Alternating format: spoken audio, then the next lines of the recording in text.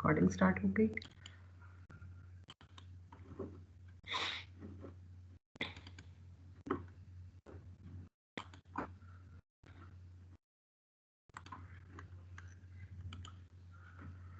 जी, ये lecture slides मैंने आपके साथ शेयर की हैं, मुझे प्लीज बताइए आपको नजर आ रही है? Yes ma'am. Yes ma'am.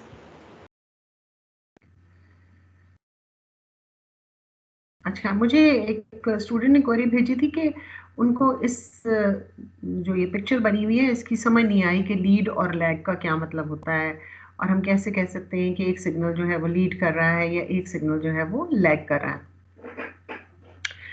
तो इसमें इसका सीधा सा तरीका, मैं इस पर थोड़ी सी बात करना चाहूँगी, अगर आप लोगों में से और भी लोग हैं जिन्हें समझ नहीं आई, कि देखिए आप एक सिग्नल को स्टैंडर्ड मानते हैं, आप कहते हैं एक सिग्नल मेरा स्टैंडर्ड सिग्नल है, और स्टैंडर्ड सिग्नल वो है जिसमें कि जो पॉजिटिव पीक है वो t इज इक्वल टू 0 के ऊपर से गुजरती है। ठीक है, ये देखिए इस सिग्नल का ये जो पॉजिटिव मैक्सिमा है, ये जो इसका पॉजिटिव मैक्सिमा है t इज इक्वल टू 0 पे है। तो मैं अगर इस सिग्नल को स्टैंडर्ड मानूं और यहाँ पर ये सिग्नल जो है इसको स्टैंडर्ड मानूं जिसका पॉजिटिव मैक्सिमा यहाँ से गुजरता है, तो मैं ये कहूँगी कि ये मेरा सिग्नल है जिसका कि फेज 0 है। अगर किसी सिग्नल की पॉजिटिव इस सिग्नल से पहले आती है, जो कि हमें यहाँ पर नज़र आ रहा है, तो हम कहते हैं कि दिस सिग्नल, ये देखिए ये पॉजिटिव पीक इस सिग्नल से पहले आ गई, ओमेगा टी इस डायरेक्शन में बढ़ा है, तो अगर इस तरफ कोई चीज़ आती है तो वो पहले है। तो अगर ये पॉजिटिव पीक पहले आ गई तो हम कहते हैं this signal is leading. Leading by how many values? क्या इसकी लीड की वैल्यू है, क्योंकि हमारी मेजरिंग एक्सिस ओमेगा टी है, तो फिर ये लीड है by the number of angles. तो नंबर ऑफ एंगल्स 0 से लेके इस तरफ तक मैं नंबर ऑफ एंगल्स कैलकुलेट करूंगी, and that is theta. So this signal is leading by a value of theta.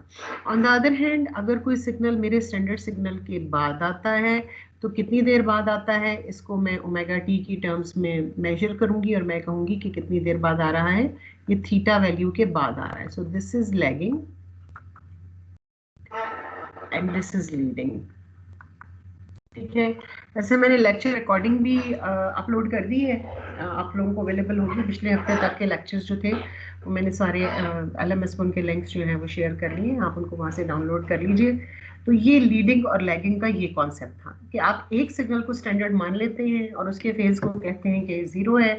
जो सिग्नल उस सिग्नल से पहले आ जाता है उसका फेज पॉजिटिव हो जाता है और हम कहते हैं कि दिस इज लीडिंग। जो उसके बाद आता है दैट इज लैगिंग, और वो लैगिंग का फेज जो है वो हमारे पास नेगेटिव हो जाता है। ठीक है, तो ये मैं थोड़ी सी बात करना चाह रही थी, उम्मीद है कि समझ आ गया होगा। अच्छा जी, पिछले क्लास हमने कहाँ खत्म किया? हमने बेसिक सर्किट एलिमेंट्स जो हैं उनके रिस्पॉन्सेज देखे, आपको अगर याद हो हम उसका एक छोटा सा रिव्यू करते हैं। हमने यहाँ पर ये यहाँ से हम शुरू करेंगे। हमने किया क्या था, हमने कहा था जी अगर एक इंडक्टर है तो इंडक्टर में जो करंट होता है उसके फेजर को हम IL कहें, और वोल्टेज के फेजर को VL कहें। तो IL इज इक्वल टू, अगर VL जो है वो VM थीटा V है, तो फिर IL जो है वो हमारा J omega VM, is that it? या sorry, VM over J omega L into theta V minus 90 degrees होता है। ठीक है, और फिर हमने कहा था कि अगर कैपेसिटर हो हमारे पास और उसकी हमको वोल्टेज को कहें कि that is VM theta V, तो इसका जो करंट होता है that is equal to J omega C VM theta V।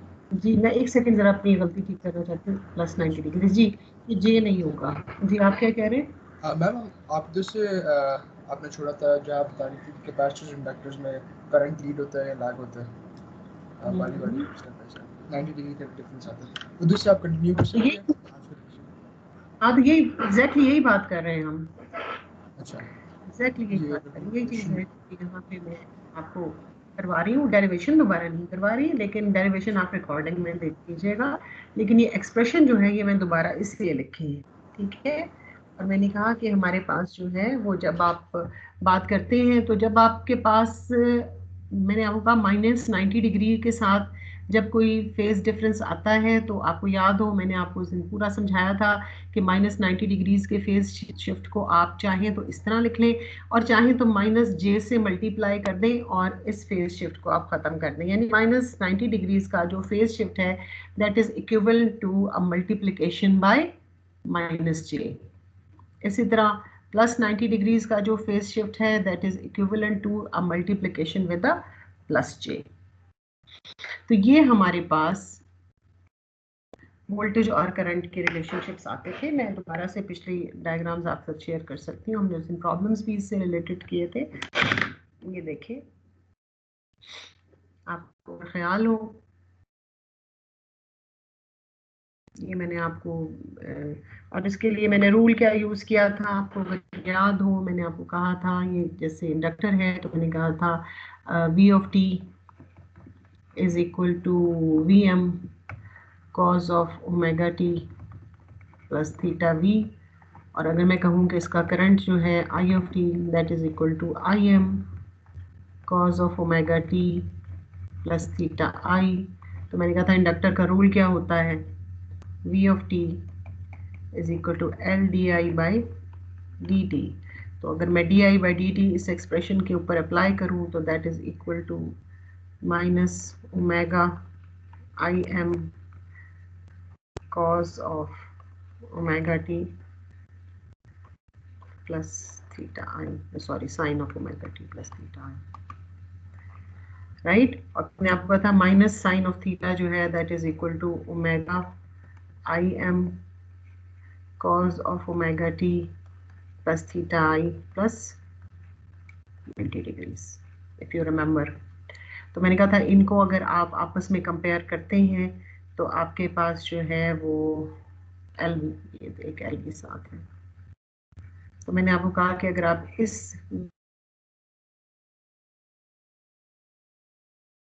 turns out to be equal to omega L I m and your theta v is equal to theta I plus 90 degrees, or in other words we say that Im is equal to Vm over omega L and theta I is equal to theta v minus 90 degrees। याद आ गया?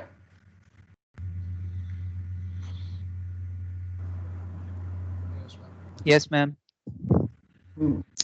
ये मैंने आपको काम करवाया था। तो मैंने उस दिन यही बात हुई थी कि हमारे पास जो कैपेसिटर है इसमें करंट जो है it leads the voltage by a value of 90 degrees, और जो इंडक्टर है इसमें the current lags behind the voltage by a value of 90 degrees, right. ये हमने काम जो है ये उस दिन किया था। अभी ये जो लिमिटिंग केसेस है ना इनको आप भूल जाएं, पहले हम थोड़ा सा काम करते हैं फिर हम लिमिटिंग केसेस पे बात करेंगे। पहले से एक चीज़ को देखने की कोई जरूरत नहीं। अच्छा एक मुझे बात बताओ, एक रेजिस्टेंस है मेरे पास, ठीक है, इसकी ये वोल्टेज है v ऑफ t, वैल्यू है इसकी r, और इसमें से करंट गुजरा है i ऑफ t। अगर v ऑफ t जो है वो vm cos of omega t plus theta होगा, थीटा v होगा या थीटा होगा, या हम थीटा v, हम vm को ऐसा करते हैं, हम vm को रेफरेंस मान लेते हैं ना, हम कहते हैं vm का कोई फेज नहीं है, vm का फेज 0 है, ठीक है, cos ऑफ ओमेगा। तो फिर इसका करंट क्या होगा भाई? What will be i of t? Ma'am in phase होते ना रजिस्टर के केस में, तो हाँ सेम इसमें कोस ओमेगा टी। जी जी बात पूरी करें, बताएं। Ma'am I am cos omega T. हाँ तो यहाँ पर रेजिस्टेंस में ओम्स लॉ चलता है, कोई फर्क नहीं पड़ता कि आप जो है आप क्या कर रहे हैं क्या नहीं कर रहे, आपके पास ओम्स लॉ चलता है। तो हम कहते हैं कि ये जो है ये होगा v m cos of omega t over r, ठीक है। तो इसको मैं कह लेती हूँ आई एम, राइट। तो मेरे पास रेजिस्टेंस की वोल्टेज का फेजर क्या होगा? V is equal to V M with a phase of 0 degrees and I is equal to V M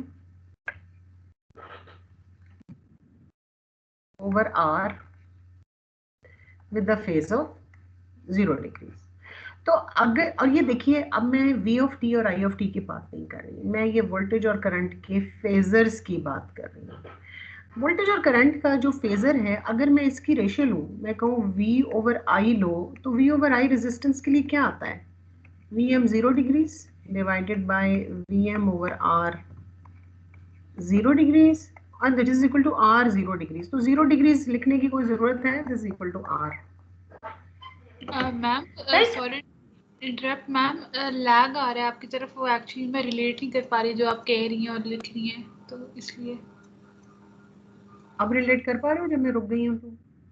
क्योंकि जी मैंने मैम, सब वो दो मिनट बाद स्क्रीन शो होती है।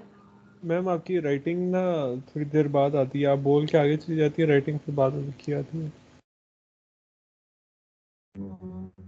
अच्छा, बहरहाल मैंने लिखा ये है कि मैंने रेजिस्टेंस की जो वोल्टेज थी उसको उसके time domain expression v of t के साथ लिखा है, और i of t is equal to vm over r cos of omega t। तो मैंने कहा अगर मेरे पास वोल्टेज का फेजर v है which is vm with the angle of 0 degrees, और करंट का फेजर i है with the maximum value of Im which is equal to Vm over R with the phase of 0 degrees, तो अगर मैं voltage और current के phasors की ratio मालूम करूं, तो वोल्टेज और करंट के फेजर्स की जो रेशियो है वो मेरे पास क्या आती है? वो आती है R which is the resistance, और R के यूनिट्स क्या होंगे? Ma'am ohms. ओम्स, ठीक है। तो क्या ये बात सिर्फ रेजिस्टेंस के लिए ट्रू है, या ये बात हम बाकी एलिमेंट्स के लिए भी कह सकते हैं कि मैं कोई सा भी एलिमेंट लूं और उस एलिमेंट की कोई वोल्टेज हो और कोई करंट हो और उनके अपने फेज एंगल्स हो, तो मैं अगर उनका रेशो लेती हूँ और उन फेज एंगल्स को मैं एक दूसरे से डिवाइड करती हूँ, तो उस रेशो के मेरे पास यूनिट्स क्या आएंगे? ये देखिए मैंने लिखा है V over I is equal to V को मैंने कहा ये कोई मैक्सिमम वोल्टेज Vm और थीटा V, और I को मैंने कहा कोई मैक्सिमम करंट Im और उसका एंगल थीटा I। तो अगर इन दोनों की मैं रेशियो लूं V ओवर I की, तो ये रेशियो जो है इसके यूनिट्स क्या होंगे? न्यूमरेटर जो है वो क्या है? Vm resistance. रेजिस्टेंस, ठीक है। तो Vm जो है उसके यूनिट्स है वोल्टेज, और थीटा V के यूनिट्स कुछ भी नहीं होते, इट्स जस्ट डिग्रीज और radians which is a dimensionless number. इसी तरह Im के यूनिट्स जो हैं वो हैं एम्पियर्स, और theta I again is a dimensionless number. तो आप जब कभी वोल्टेज और करंट के फेजर्स की रेशियो लेते हैं, तो उस रेशियो के नतीजे में आपको जो क्वांटिटी मिलती है उसके यूनिट्स हमेशा क्या होते हैं? Ohms, volt over ampere, ohms.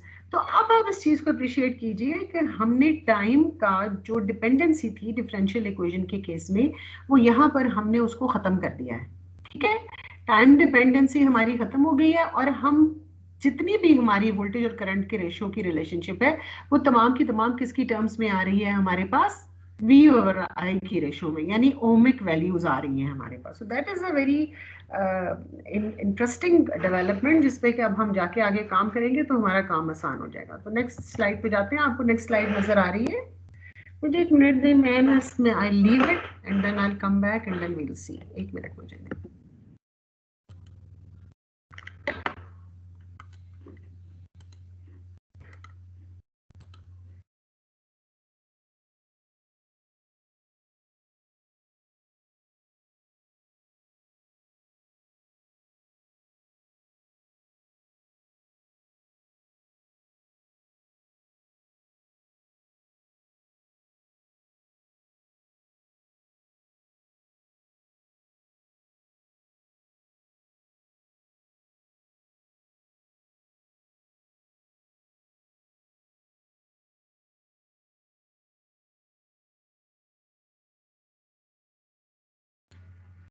जी, अब मैंने आपसे प्रेजेंटेशन शेयर किया, आपको नजर आ रही है? Yes ma'am. Yes ma'am.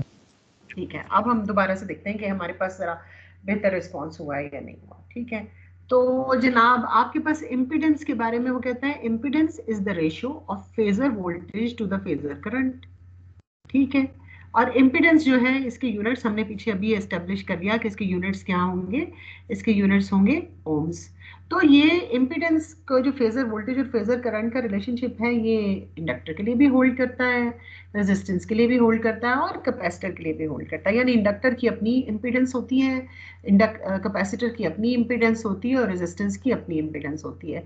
तो इम्पीडेंस क्योंकि फेजर वोल्टेज और फेजर करंट की रेशियो है, और फेजर वोल्टेज एक कॉम्प्लेक्स नंबर है और फेजर करंट भी एक कॉम्प्लेक्स नंबर है, तो जब कभी हम फेजर वोल्टेज और फेजर करंट की रेशियो लेंगे तो that itself is going to be a complex number 2, ठीक है। तो हम कहते हैं कि Z is equal to V over I, और in other words we say that V is equal to ZI। अच्छा मुझे बताइए, अब ये जो मैं सर्कल लगा रही हूँ, कोई लैग बेहतर हुआ है? Yes ma'am. Yes ma'am.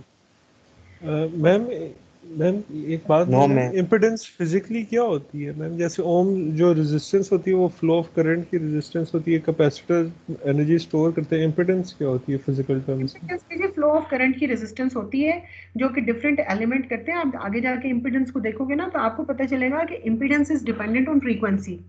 तो रेजिस्टिव बिहेवियर किसी भी एलिमेंट का फ्रीक्वेंसी के लिहाज से अगर चेंज हो रहा हो तो वो रेजिस्टेंस नहीं है, वो एक फ्रीक्वेंसी डिपेंडेंट एलिमेंट है। तो बेसिकली हम कैपेसिटर और इंडक्टर को ये देखते हैं कि जब फ्रीक्वेंसी को चेंज कर रहे हैं तो कैपेसिटर का बिहेवियर किस लिहाज से चेंज हो रहा है। अब क्या यार्डस्टिक लूं कैपेसिटर के चेंज की, किस क्या कहूँ उसके बिहेवियर को, तो मैं कहती हूँ कैपेसिटर का रेजिस्टिव बिहेवियर किस तरह से चेंज हो रहा है जब कैपेसिटर की फ्रीक्वेंसी या ऑपरेशनल फ्रीक्वेंसी चेंज हो रही है, तो उसको हम कहते हैं ये क्या है, ये कैपेसिटिव इम्पीडेंस है। ठीक है मैम, थैंक यू। ठीक हो? तो क्योंकि देखो तुमने हर चीज को समझने के लिए ना एक फ्रेमवर्क बनाना है कि यार मुझे ये बात समझ आए कि तुम्हें क्या कहूँ कैपेसिटर के बिहेवियर को, अगर फ्रीक्वेंसी के साथ उसका बिहेवियर चेंज हो रहा है तो मैं क्या कहूँ कि क्या चेंज हो रहा है कैपेसिटर में। तो हम कहते हैं कैपेसिटर का ओमिक बिहेवियर किस लिहाज से फ्रीक्वेंसी के साथ चेंज हो रहा है, ये इंफॉर्मेशन हमें कैपेसिटर की इम्पीडेंस से मिलेगी। ठीक है मैम। अच्छा, फिर उसके बाद वो कहते हैं कि आपके पास जो इम्पीडेंस का रियल पार्ट है, रियल जी जिसको हम आर कहते हैं, देखिए ना जी जो है इम्पीडेंस, इसको उसने दो हिस्सों में डिवाइड कर दिया। उसने कहा अगर ये कॉम्प्लेक्स नंबर है तो इसका एक रियल पार्ट होगा और एक इमेजिनरी पार्ट होगा।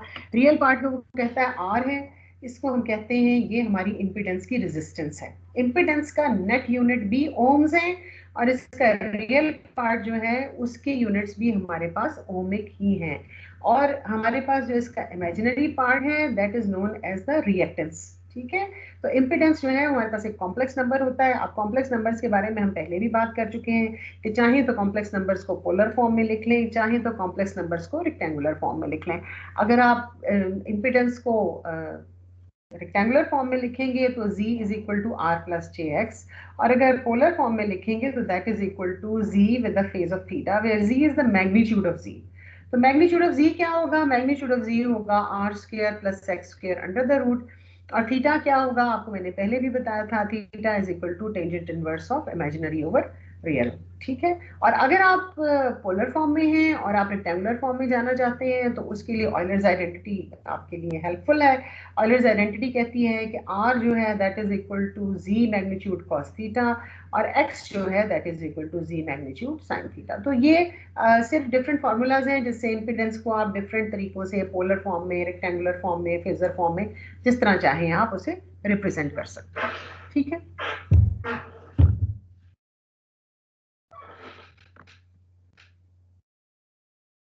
फिर ये चीज एडमिटेंस एक और पैरामीटर है which is the reciprocal of the impedance. मैं ये जरा कम इस्तेमाल करती हूँ लेकिन जब पावर कैलकुलेशंस और इस तरह की चीजें आती हैं तो फिर एडमिटेंस के साथ काम करना जरा बेहतर हो जाता है। Admittance is the reciprocal of the impedance, और अगर इम्पीडेंस आपके पास कॉम्प्लेक्स नंबर है तो एडमिटेंस भी आपके पास कॉम्प्लेक्स नंबर है। और आपको अगर याद होगा कि हमने कॉम्प्लेक्स नंबर का जब रेसिप्रोकल मालूम करते हैं तो उसको उसके कॉन्जुगेट के साथ मल्टीप्लाई और डिवाइड कर देते हैं। तो that's what he has done. वो कहता है कि एडमिटेंस जो है वो y है और y को आप कह सकते हो कि that is g plus jb। g is the real part of the admittance and it is known as the conductance, and b is the imaginary part of the impedance and it is known as the susceptance, और this is the reciprocal of 1 over r plus jx। तो अगर मैं इसको इसके real और imaginary parts में divide करना चाहती हूँ to find what is the value of g in terms of r and x and to find what is the value of b in terms of r and x, उसका तरीका ये है कि मैं 1 over r plus jx को उसके जो complex conjugate है उसके साथ मल्टीप्लाई और डिवाइड कर दूं। तो जब मैं मल्टीप्लाई और डिवाइड करूंगी तो मेरे पास रियल और इमेजिनरी पार्ट्स अलग हो जाएंगे और g will turn out to be equal to r over r square plus x square and b will turn out to be equal to minus x over r square plus x square, ठीक है। तो हमारे पास admittance जो है वो impedance का reciprocal है, impedance के जो यूनिट्स हैं वो ओम्स हैं और एडमिटेंस के यूनिट्स जो हैं वो सीमेंस हैं। और सीमेंस का दो हिस्से होते हैं, उसमें रियल पार्ट है जिसको हम कहते हैं कंडक्टेंस और इमेजिनरी पार्ट है जिसको हम कहते हैं ससेप्टेंस। ठीक हो गया सर? मैम ससेप्टेंस मतलब इसकी समझ नहीं है कि इसको डिफाइन कैसे करेंगे? आप बेसिक डिफाइन कर रही हैं, जबकि हमारी अभी इसके बारे में बात ही नहीं हुई। हमने किसी एलिमेंट की ससेप्टेंस ना कैलकुलेट की, ना उसको ऑब्जर्व किया, ना कुछ और किया, फिर हम इसके बारे में अभी क्यों बात करें? ठीक है मैम, ठीक है। पहले हम एक एलिमेंट को स्टडी तो कर लें, किसी कैपेसिटर या इंडक्टर को, फिर हम उसकी ससेप्टेंस के ऊपर डिस्कस करें। Isn't that better? Yes ma'am. है ना? और बेसिकली ससेप्टेंस का मतलब होता है कितना ससेप्टेबल है to the change in frequency. Common sense की बात देखो ना, कंडक्टेंस का मतलब है कितना कंडक्ट करता है। वो जितना रेजिस्ट करता है तो उसका रेसिप्रोकल उतना ही कंडक्ट करेगा ऑब्वियसली, और वो जितना जो है वो रिएक्ट करता है उसका रेसिप्रोकल उतना ही ससेप्टेबल होगा। तो the basic idea and the basic behaviour is embedded in the name of the things. जिनका नॉमेनक्लेचर है उसी में उन्होंने उसको समझाने की कोशिश की है। ठीक है, थोड़ा सा देखते हैं आगे, फिर इंशाल्लाह इसको हम डिस्कस भी करने की कोशिश करते हैं। अच्छा जी, उसके बाद ये डिफरेंट एलिमेंट्स के उन्होंने z एंड y आपको बताने की कोशिश की है, और z और y जो है वो डिफरेंट एलिमेंट्स के हम अभी देख लेते हैं। देखें, आपके पास अगर एक इंडक्टर है,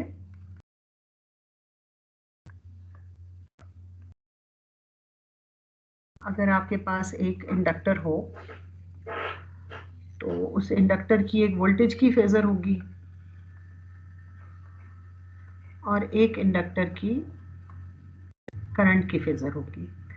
तो वोल्टेज की जो फेजर है उसको मैं कहती हूँ Vm, और अगर मैं इसका फेज 0 डिग्री ले लूँ तो मेरे पास जो करंट की फेजर है that will be equal to Vm over j omega L। ये पीछे जो हमने किया था इसको solve with the phase of 0 degree, मैं बेसिकली थीटा भी जो है उसको मैंने 0 ले लिया ताकि मेरा काम जो है वो आसान हो जाए। तो जो इम्पीडेंस आएगी इंडक्टर की मेरे पास, क्योंकि जाहिर है जो मेरे पास इम्पीडेंस की वैल्यू है वो that is V over I। ठीक है, तो V जो है वो मेरे पास इसके लिए जो इंडक्टर होता है इसकी जो वोल्टेज होती है that is equal to Vm over Vm with a phase of 0 degrees, और I का जो फेजर है वो है Vm over j omega L with the phase of 0 degrees. तो इसकी इम्पीडेंस क्या आएगी?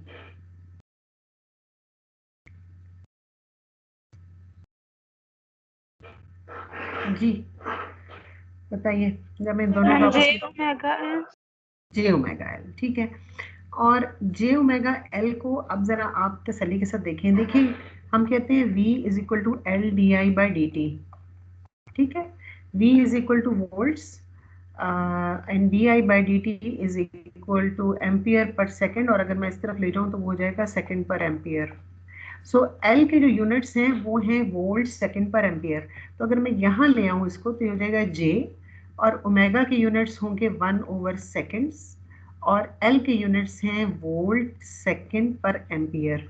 राइट, तो second will cancel out second, और मेरे पास जो z है उसके यूनिट्स क्या हो जाएंगे? j तो एक कांस्टेंट है, that is a dimensionless number, और इसके यूनिट्स जो हैं वो z के मेरे पास क्या हो जाएंगे? वोल्ट पर एम्पियर्स। देख रहे हैं आप ये सामने? तो क्योंकि वोल्ट पर एम्पियर इसके यूनिट्स हैं तो ये क्या है? ये ओमिक है। अब यहाँ पे आपका जो है ना वो कॉन्सेप्ट क्लियर हो जाना चाहिए कि यहाँ पे बेसिकली जो इम्पीडेंस मैंने फाइंड की as opposed to the value of the inductor itself, the inductive impedance is the resistive behaviour of the inductor at different frequencies.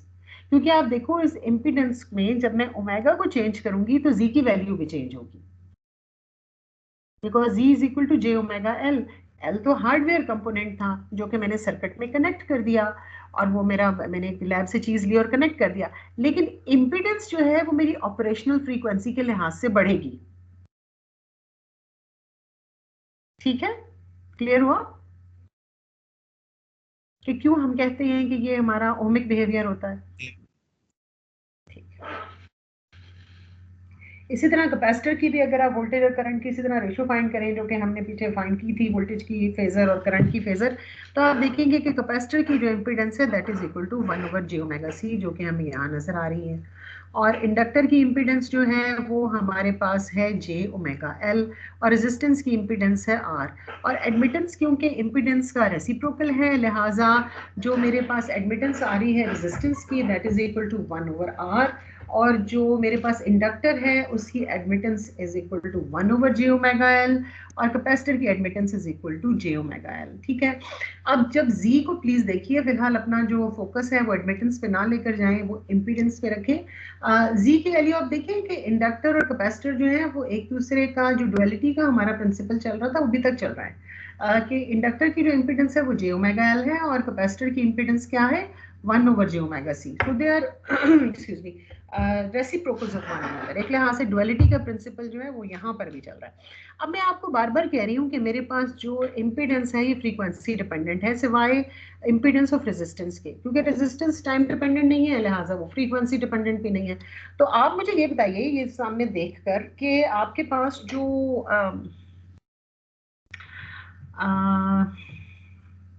Inductor है, इंडक्टर की इंपेडेंस को हम लेते हैं, इसका फ्रीक्वेंसी के साथ क्या रिलेशनशिप है? If z is equal to j⍵l for an inductor, तो इसमें अगर मैं फ्रीक्वेंसी को बढ़ाऊंगी तो इंडक्टर की इंपेडेंस बढ़ेगी या कम होगी? बढ़ेगी मैम, डायरेक्ट मैम बढ़ेगी क्योंकि डायरेक्ट रिलेशनशिप है। हाँ डायरेक्ट, एब्सोल्युटली, शाबाश, आपके पास इसकी इंपेडेंस जो है वो बढ़ेगी। क्या होगा जब फ्रीक्वेंसी जो है वो जीरो हो, मैं डीसी पे ऑपरेट कर रही हूँ, तो इंडक्टर कैसे बिहेव करेगा? Zero ma'am, ma'am zero, open circuit. Ma'am zero impedance पे। जीरो। अच्छा, आप जरा तसल्ली के साथ सोच के मुझे बताओ, क्या जीरो इम्पीडेंस या जीरो रेजिस्टेंस ओपन सर्किट होता है या शॉर्ट सर्किट होता है? Short circuit. Short circuit short होता है। सर्किट। यस मैम, शॉर्ट जो- सर्किट होगा। हाँ, इट इज शॉर्ट सर्किट। और क्या होगा जब तुम बहुत हाई फ्रीक्वेंसी के ऊपर चले जाओ, let's say omega is equal to let almost infinity, तो फिर इंडक्टर की इम्पीडेंस क्या हो जाएगी? मैम सबसे हाई इन्फिनिटी सर्किट होगी, हाँ, इंफिनिटी हो जाएगी। तो इंडक्टर उस वक्त कैसे बिहेव कर रहा होगा? ओपन सर्किट में। Ma'am open open circuit. Circuit. Open circuit हो जाएगी। वेल डन गाइस, जबरदस्त, मुझे मजा आ गया। ये देखिए, ये यहाँ पे उसने आपको बताया, ये वो लॉ था जो पीछे मैंने कहा था, अभी इसको मिस कर दो, बाद में हम देखेंगे। लॉ क्या है कि इंडक्टर जो है वो बहुत लो फ्रीक्वेंसीज के ऊपर, डीसी के करीब की फ्रीक्वेंसीज के ऊपर it acts like a short circuit, ठीक है, और जब हायर फ्रीक्वेंसीज के ऊपर ये जाता है तो it acts like an open circuit. अच्छा, अब आ जाए आप कैपेसिटर के ऊपर। कैपेसिटर की इंपीडेंस में आप मुझे बताएं, अगर ओमेगा जो है उससे अब इंपीडेंस इनवर्सली प्रोपोर्शनल है, तो ओमेगा अगर जीरो हो जाए तो इंपीडेंस की वैल्यू क्या होगी? मैम सबसे इन्फिनिटी। मैक्सिमम। इन्फिनिटी में। है ना, मैक्सिमम हो जाएगी, इनफाइनाइट हो जाएगी, एब्सोल्युटली।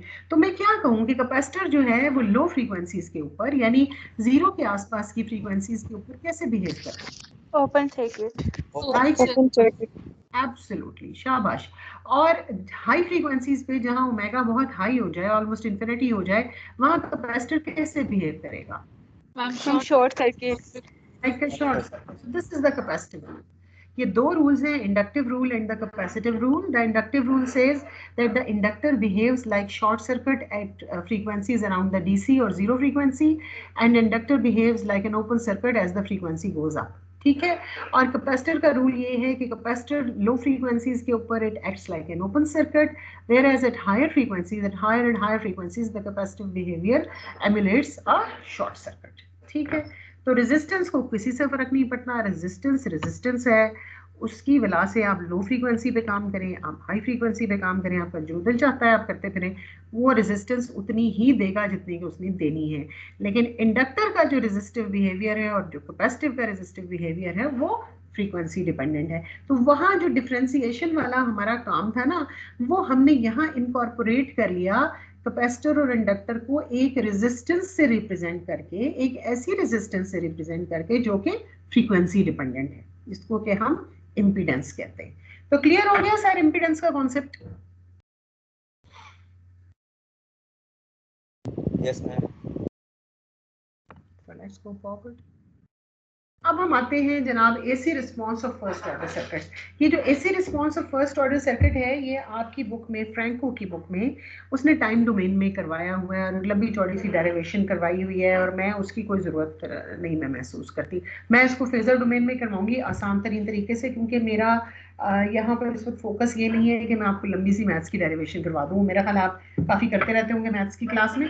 मेरा फोकस ये है कि हम ज़रा थोड़ा डिस्कस करें कि एलिमेंट्स बिहेव कैसे करते हैं। अब मुझे बताओ, पहले तो हमने खाली कैपेसिटर का बिहेवियर देखा, सिर्फ रेजिस्टेंस का बिहेवियर देखा और हमने जो है वो कहा कैपेसिटर के बिहेवियर के बारे में हमने क्या डिड्यूस किया, क्या है कैपेसिटर का behaviour.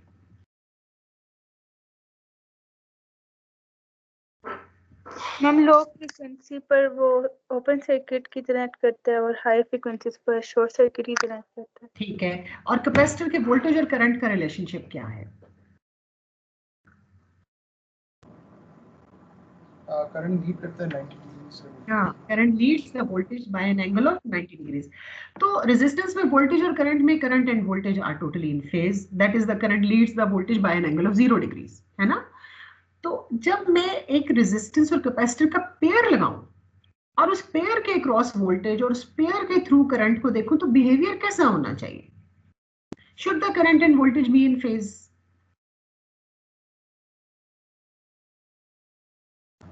Sorry ma'am, resistor capacitor के साथ आप ये सामने जो तस्वीर नजर आ रही है बेटा, इसको देखिए। अच्छा,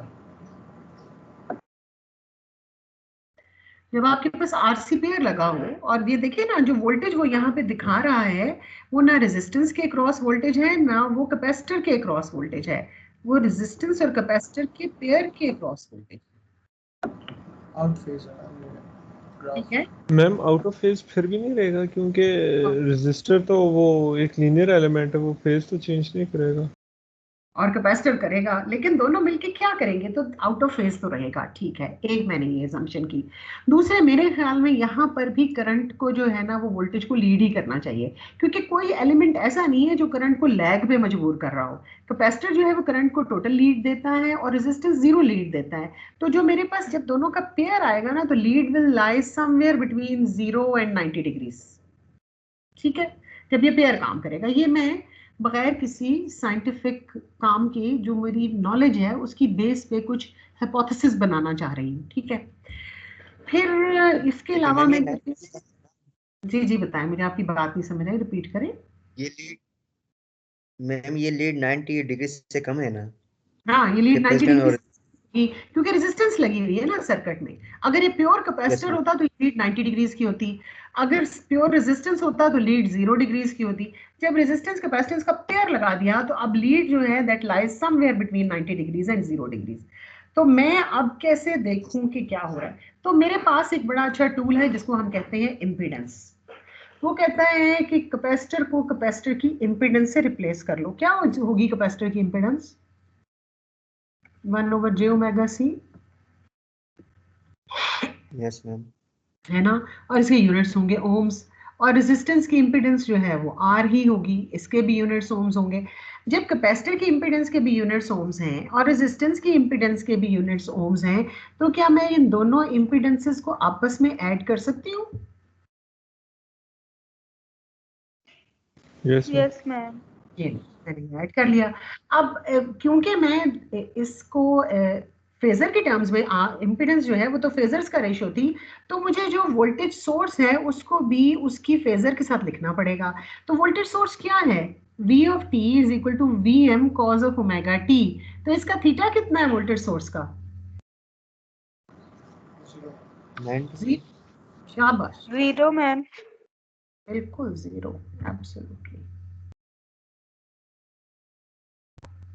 तो मैं अगर इसकी फेजर को लिखूंगी, वोल्टेज की फेजर को, तो वो होगी Vm with a phase of 0 degrees, right. अब वो कहता है करंट का जो बिहेवियर है that is Im cos of omega t plus phi. ना मुझे Im पता है क्योंकि V ऑफ t तो मेरा फोर्सिंग फंक्शन था ना, उसका तो मुझे Vm पता है, ऑपरेशनल फ्रीक्वेंसी ओमेगा भी पता है, लेकिन करंट तो मैंने मालूम करना है, तो उसकी ना मुझे पीक वैल्यू पता है और ना मुझे करंट का फेस पता है, लेकिन मैं पीक वैल्यू को एक नाम दे लेती हूँ आई एम, और मैं कहती हूँ यार मैंने आई एम फाइंड करना है, और मैं इसके फेस को एक नाम दे लेती हूँ फाई, और मैं कहती हूँ कि मैंने फाई जो है वो मालूम करना है। तो इसकी बेस पे जो मेरे पास करंट होगा उसका फेजर क्या होगा?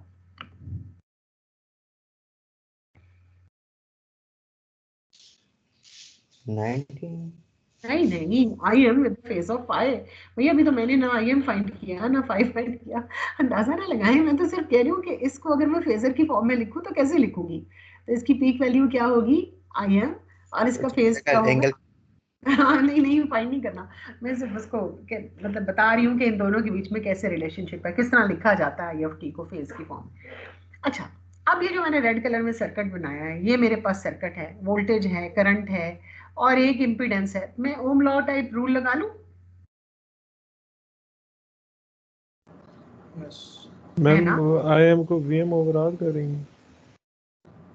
जी नहीं, वीएम ओवर आर नहीं करूंगी, VM over R plus 1 over J omega C करूंगी। ठीक है, तो मेरे पास जो है वो बेसिकली आई जो करंट का फेजर है that is equal to the phasor of V divided by the impedance. यही इम्पीडेंस रूल बनाया था ना कि I V over I is equal to G और I is equal to V over G. क्या ख्याल है? तो आपके पास v क्या है? v is equal to V M with the phase of 0 degrees. ये पोलर फॉर्म में लिखा, वो फेजर फॉर्म में लिखा हुआ है, और z जो है that is equal to r plus 1 over J omega C. क्या ख्याल है आपका? मैम ठीक है, दोबारा बता देंगे। कुछ भी नहीं, मैंने कहा ये इम्पिडेंस है r plus 1 over J omega सी, और वी एम 0 डिग्री जो है वो वोल्टेज है, इसकी फेजर का नाम v है, करंट की फेजर का नाम i है। तो i is equal to V over Z, v को उसकी वैल्यू से रिप्लेस कर लो, z को उसकी वैल्यू से रिप्लेस कर लो, और नतीजतन i फाइंड कर लो। That's what I am saying, मैंने i फाइंड करना है ना। तो मैं ये आम ठीक है जैसे रेजिस्टिव सर्किट सॉल्व किया जाता है ना, वो काम कर रही हूँ मैं। मतलब आपको ये बताना चाह रही हूँ कि अब एनालिसिस इतना आसान हो गया जैसे कि कोई रेजिस्टिव सर्किट सॉल्व हो रहा हो। ठीक हो गया? अच्छा, अब आप मुझे बताएं कि एक मेरे पास पोलर फॉर्म में है, एक रेक्टेंगुलर फॉर्म में है, मैंने दो वैल्यूज को डिवाइड करना है, उसके लिए क्या बेहतर है कि दोनों को पोलर फॉर्म में ले आऊं या दोनों को रेक्टेंगुलर फॉर्म में ले आऊं? मैम पोलर फॉर्म में। हाँ जी, पोलर फॉर्म में। ठीक है, तो न्यूमरेटर तो ऑलरेडी ही है, मैं उसको तो जिस तरह का वो है वैसे का वैसा मैं न्यूमरेटर को रहने देती हूँ, और जो डिनोमिनेटर है उसमें ये 1 ओवर जे को मैं माइनस जे से रिप्लेस कर लूँ। Yes ma'am.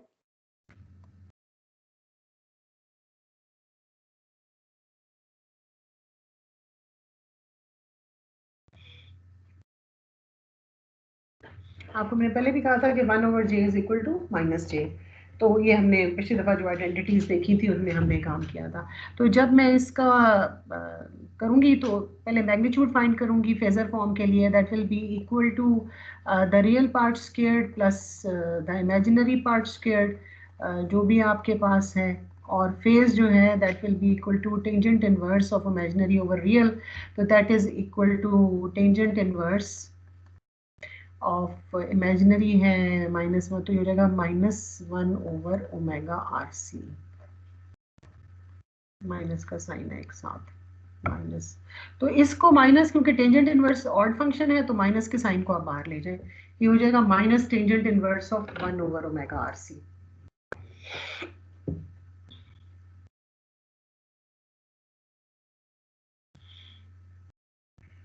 देख लीजिए, ठीक है?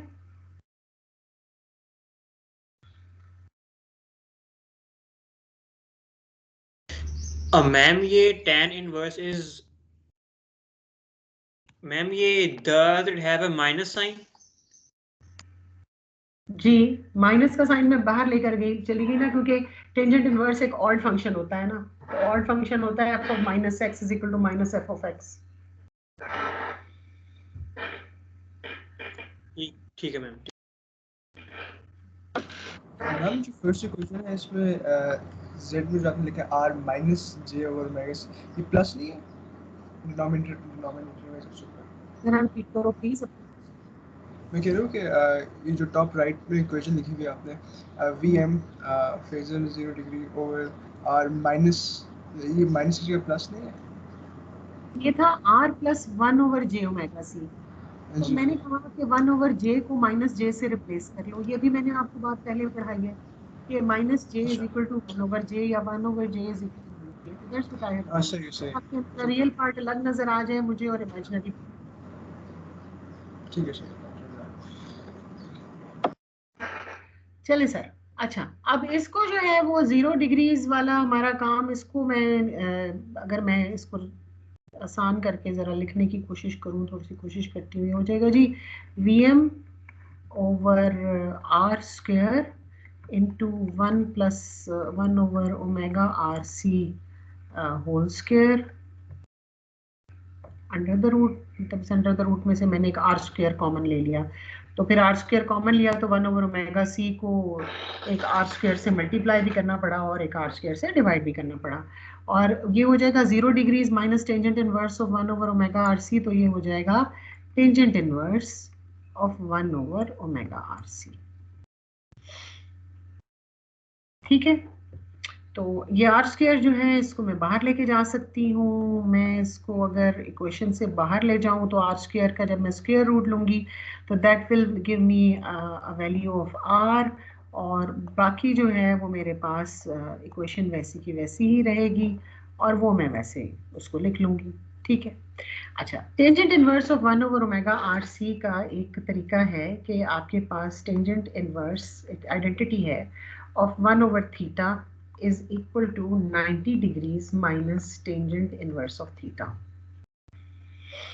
ठीक है, ये आप जाके अपनी बुक्स में देख लें। उसको अगर मैं लिखती हूँ तो मेरे पास जो है वो इसका फेज आ जाता है 90 degrees minus tangent inverse of omega R C. Check कर लें please.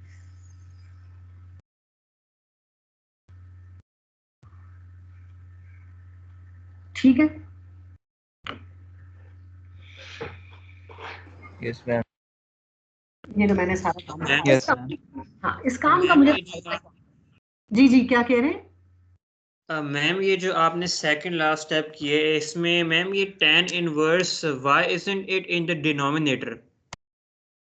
To bring it to the numerator, phasor में आपको बताया था कि V M theta V over I M theta I is equal to V M over I M theta V minus theta I. जब denominator का phase ऊपर जाता है तो वो सब्ट्रैक्ट हो जाता है। तो मैं डिनोमिनेटर के फेज को ऊपर लेकर गई तो वो सब्ट्रैक्ट हो जाएगा। Let me go back to that slide एक मिनट। आप लोग प्लीज साथ साथ पढ़ें, आपसे मेरी सीरियसली रिक्वेस्ट है, प्लीज साथ साथ पढ़िए। ये देखिए, ये आपको काम सारे करवाए थे। ये देखिए जब डिवीजन की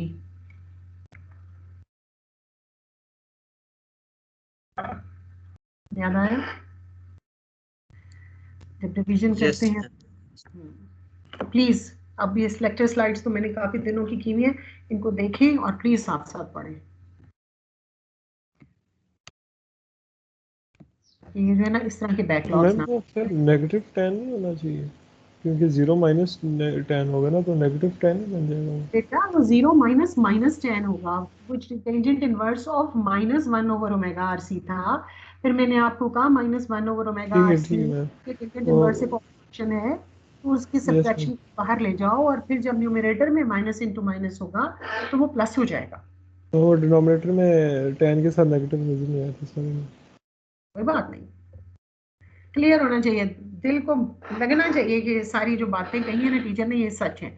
ये नहीं कि आपको लगे कि हाँ ये यहीं से कहीं से मुझे करके तो आगे निकल गई, ऐसे ऐसे नहीं है। ठीक है, ये एक्सप्रेशन, अब एक्सप्रेशन वैलिडेट हो गया। Yes ma'am. ठीक, अब जरा हम इस एक्सप्रेशन को तसल्ली के साथ देखते हैं। मुझे बताओ Vm ओवर R जो है इसको फ्रीक्वेंसी से इसकी सेहत पे कोई असर पड़ता है?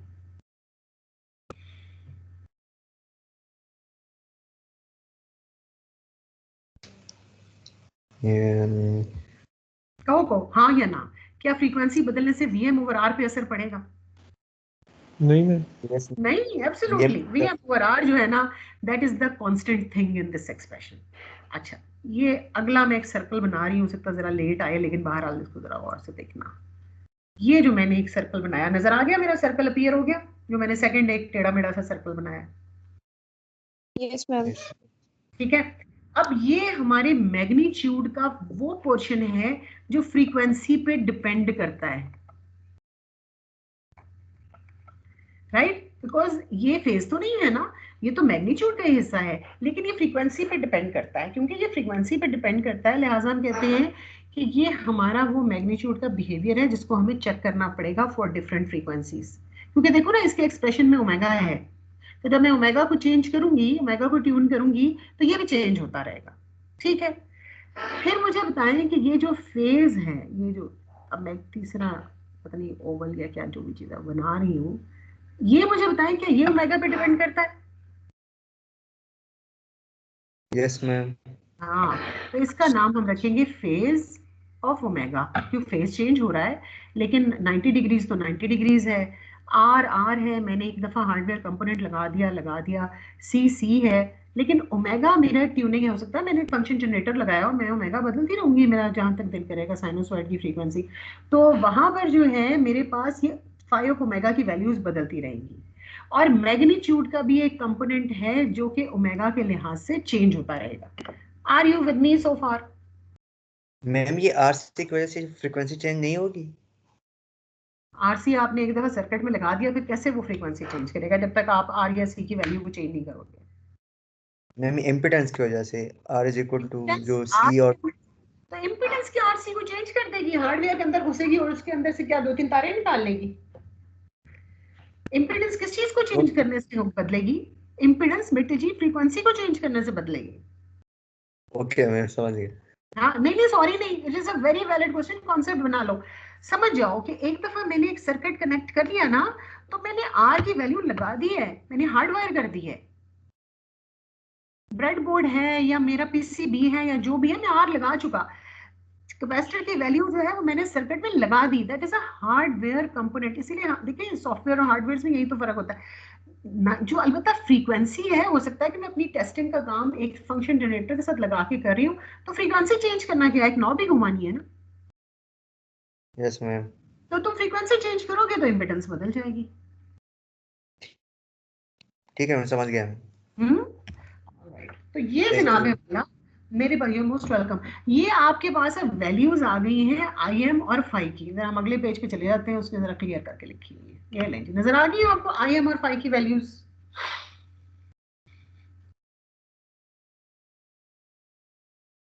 Yes ma'am.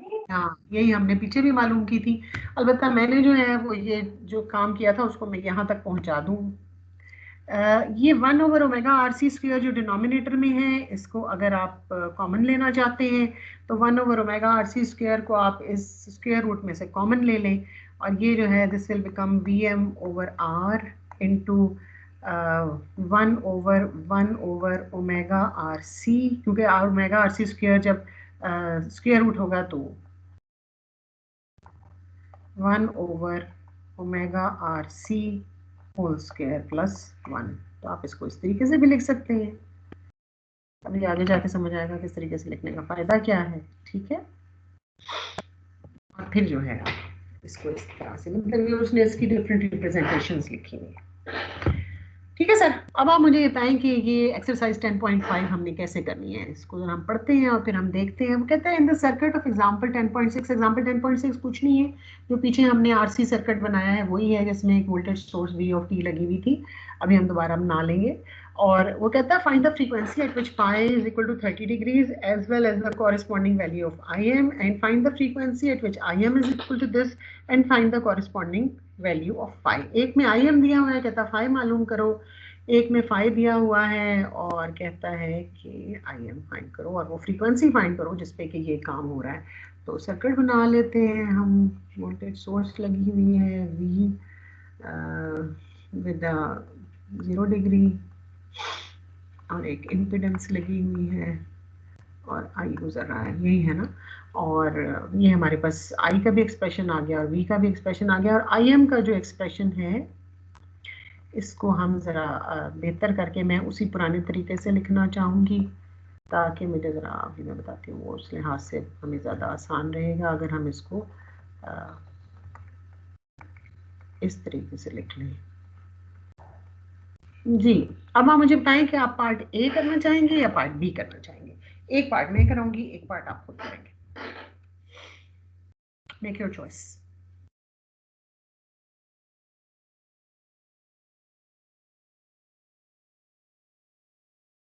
ए करे आपने। एक और बिस्मिल्लाहिर्रहमानिर्रहीम। वो कहता है फाइंड द फ्रीक्वेंसी एफ। अब मेरा सारा काम जो है ना वो ओमेगा में है, तो मैं ओमेगा फाइंड करूंगी और फिर मैं F is equal to omega over 2 pi से एफ फाइंड कर लूंगी, ठीक है। At which phi is equal to 30 degrees. तो मेरे पास क्योंकि फाई गिवन है, लिहाजा मैं इस इक्वेशन को इस्तेमाल करूंगी जो फाई की इक्वेशन है, ठीक है। तो मैं कहती हूँ जनाब 90 degrees minus tangent inverse of omega तो अननोन है, आर उसने दिया हुआ है 1 किलो ओम और सी दिया हुआ है 1 नैनो फैराड। तो आर सी क्या हो जाएगा, आर सी हो जाएगा, आर की वैल्यू है 1 किलो ओम और C की वैल्यू है 1 नैनो फैराड। तो R into C will be equal to 10 raise to power -6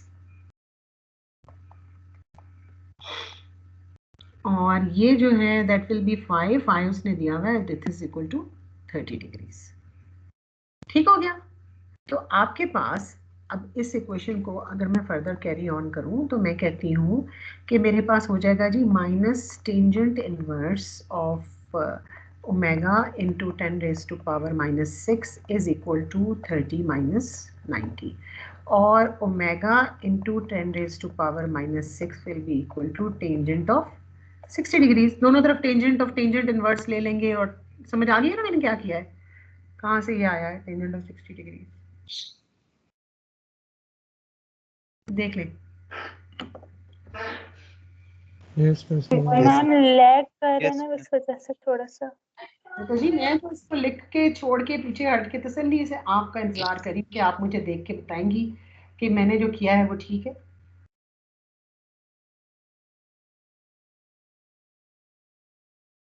take your time. अब तो आ गया ना, क्लियर हो गया। Omega into 10 raise to power -6 is equal to tangent of 60 जी डिग्री। मैम। ठीक है। क्या यहाँ से आप मुझे ओमेगा की वैल्यू फाइंड करके दे सकती हैं? What is tangent of 60 degrees? Ma'am √3। मुझे तो नहीं पता वाकई। यस मैम यही है मैम। मैम यही है। ऑलराइट, वो omega is equal to tangent of 60 degrees is under the root 3 और 10 रेज टू पावर -6 इधर जाके 10 रेज टू पावर 6 हो जाएगा। ठीक है। तो F क्या होगा? F is equal to omega over 2 pi और ओमेगा जो है उसकी वैल्यू मुझे पता थी और इसको मैं अगर 2 पाई से डिवाइड कर लूँ, ये भी आप देख लीजिए मैंने लिखा है, थोड़े से लैग तक के बाद आपके पास भी पहुंच जाएगा। मैंने लिखा है F is equal to omega over 2 pi and it is equal to under the root 3 into 10 raise to power 6 which is the value of omega divided by 2 pi. तो अब आप इसको करके देखो कि अंडर द रूट 3 को जब आप 2 पाई से डिवाइड करोगे तो वो क्योंकि किलो हर्ट्ज में आंसर दे रहा है तो अंडर द रूट 3 को फिर मल्टीप्लाई कर लो 1000 के साथ और फिर 2 पाई से डिवाइड करो और मुझे बताओ क्या आंसर आ रहा है। 2.8 मैम 275.66। एब्सोल्युटली, देखा यही आंसर आ गया जो हमारे पास यहाँ पर आ रहा है। So we are getting the same answer 275.66 into 10 raised to power 3 hertz or we can say this is equal to 275 point round off करके 7 kilohertz. So we are all set. ठीक है। अब जनाब दूसरी उसने क्या चीज फाइंड करने को कही थी? Find the value of IM find करो। तो अब ये जो दूसरा पार्ट है इसमें VM पता है 10 वोल्ट्स है, R पता है 1 किलो ओम है, ओमेगा RC आपको पता है, ओमेगा आपने मालूम कर लिया। ओमेगा की वैल्यू क्या थी? Under the root 3 into 10 raise to power 6। तो ओमेगा RC की वैल्यू क्या होगी? Under the root 3 10 raised to power -3 में है ना। ओमेगा RC की जो वैल्यू आएगी आपके पास, अगर ये अंडर द रूट 3 है तो omega RC will be equal to under the root 3 √3 है ना, सिंपल। तो यहाँ पर अगर मैं IM की वैल्यू फाइंड करने के लिए इस जगह पे मैं कहती हूँ VM ओवर R, तो VM ओवर R क्या होगा? R is equal to 1 kilo ohm and VM is equal to 10 volt. तो VM ओवर R आपके पास क्या आया? 10 into 10 raise to power -3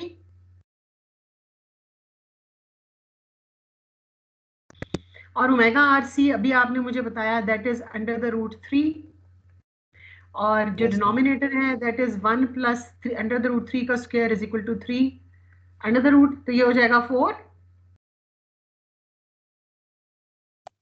Yes, ma'am. और जब मैं स्क्वायर रूट लूंगी तो ये हो जाएगा 2, तो ये हो जाएगा 10/2 into 10 raise to power, let me just ये मैं थोड़ा सा इरेज कर दूं ताकि कंफ्यूजन ना क्रिएट हो।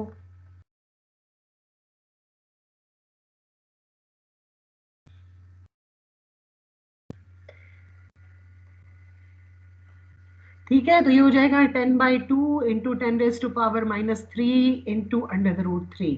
अब जनाब आप मुझे ये करके बता दें कि क्या है। 10 रेज टू पावर -3 को तो मिली एम्पियर में ले जाओ, और 10/2 is a 5, so 5 into under the root 3 milli amperes. जरा वैल्यू बता दें कि क्या आती है। Ma'am 8.66 into 10 raised to the power -3. Absolutely, ये लीजिए 8.66 milli ampere, so we are good. ठीक हो गया? Yes, ma'am. तो ये पार्ट ये मैंने कर दिया, पार्ट डी अब आपको खुद देखना पड़ेगा कि आपने कैसे करना है। तो मेरा ख्याल है ब्रेक ले लेते हैं 2-3 मिनट की, उसके बाद फिर आगे कंटिन्यू करते हैं। ठीक है? Yes. ठीक है मैम. मैम जी। मैम मुझे एक कंफ्यूजन है, काइंडली इसको सॉल्व करा दें। मैम ये ओमेगा भी फ्रीक्वेंसी है और एफ भी फ्रीक्वेंसी है, तो इन दोनों में क्या डिफरेंस है? मैम मुझे ये समझ नहीं आई बात। एफ के यूनिट्स होती हैं 1/सेकेंड्स, और ओमेगा के यूनिट्स होते हैं रेडियंस पर सेकेंड्स। ये आप लोगों ने एफएससी में नहीं पढ़ी है? रेडियन फ्रीक्वेंसी, एंगुलर फ्रीक्वेंसी और लीनियर जी मैम फ्रीक्वेंसी। पढ़ी हुई है। मैम मैं सर्किट के हिसाब से पूछ रही हूँ, मतलब लाइक सर्किट। आप देखिए, सर्किट के हिसाब से कुछ चेंज नहीं होगा। ओमेगा वही है जो ओमेगा है, एफ वही है जो एफ है। आप चाहें तो ओमेगा के डोमेन में काम कर लें, आप चाहें तो एफ के डोमेन में काम कर लें, कोई फर्क नहीं पड़ता। सर्किट्स में आके ना कोई कॉन्सेप्ट्स नहीं बदलेंगे। ठीक है मैम।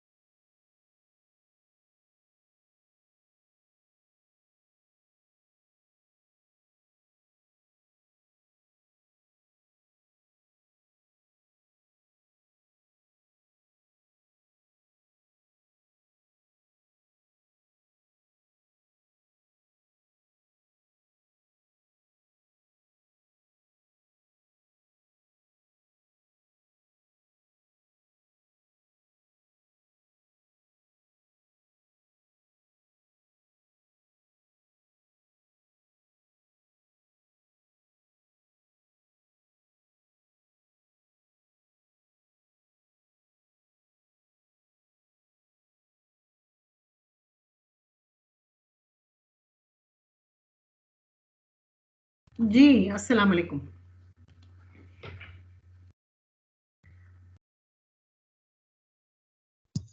वालेकुम सलाम मैम। चलें अब हम आरसी सर्किट का बिहेवियर देखते हैं। देखिए मैंने आपको वहाँ पे जो हमने ये लिखा था उसमें मैंने आपको कहा था ना कि ये इसका फ्रीक्वेंसी डिपेंडेंट पोर्शन है। ये मैं ज़रा इसको दोबारा लिखना चाहूँगी। I is equal to V M over R और this was equal to omega R C over 1 plus omega R C square under the root and the phase is equal to 90 degrees minus tangent inverse of omega RC। याद है ये हमने किया था। I hope कि अब तक जो मैंने रेड कलर में लिखा है वो आपके पास अपीयर हो गया और नजर आ गया आपको। Yes ma'am. ठीक है अब Yes, इसमें अगर मैं एक पैरामीटर डिफाइन करूं omega square is omega not is equal to 1 over R C, तो आपको याद है कि जब हम टाइम कांस्टेंट की बात करते थे फर्स्ट ऑर्डर सर्किट्स में तो आरसी सर्किट का टाइम कांस्टेंट क्या होता था?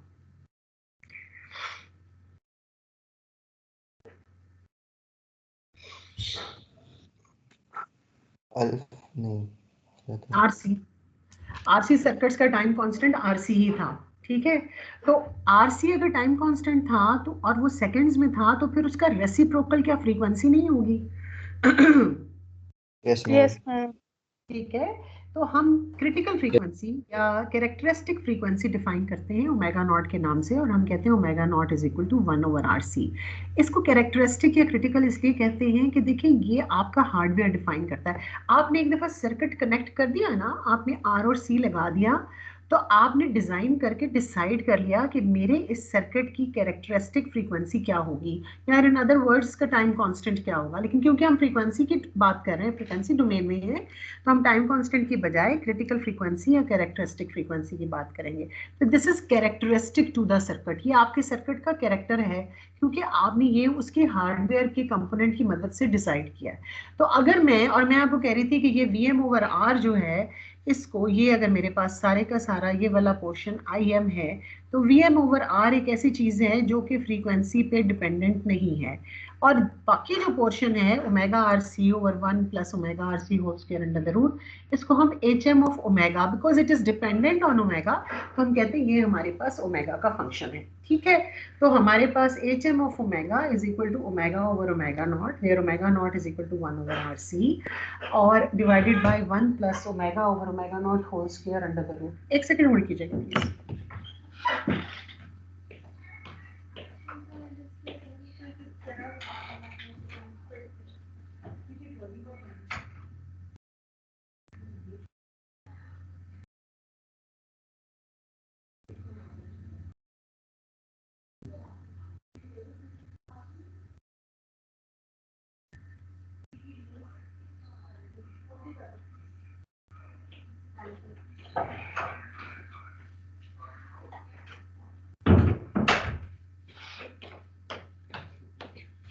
I am very sorry.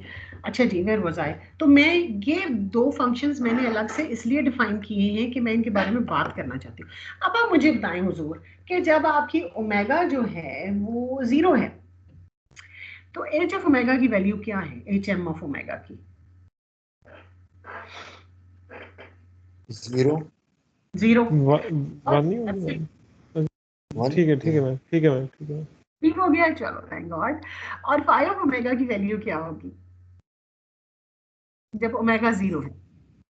किसकी अब वैल्यू में? ओमेगा ने हार्डवेयर से डिसाइड किया हुआ है और ओमेगा तुम फंक्शन जनरेटर से ट्यून कर रहे हो, अपनी मर्जी से बदल रहे हो।